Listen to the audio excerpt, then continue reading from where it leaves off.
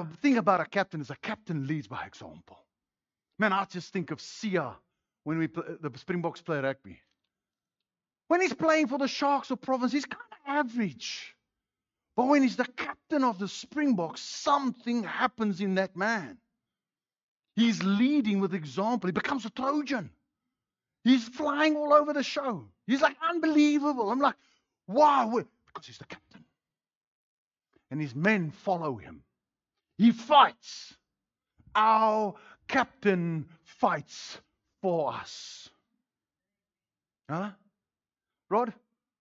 Our captain, while we are following him to the promised land, is fighting for us. He's in the battle with us.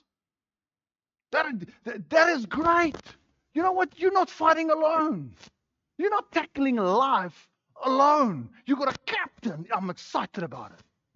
I'm excited. I just want to go and stand out there and scream,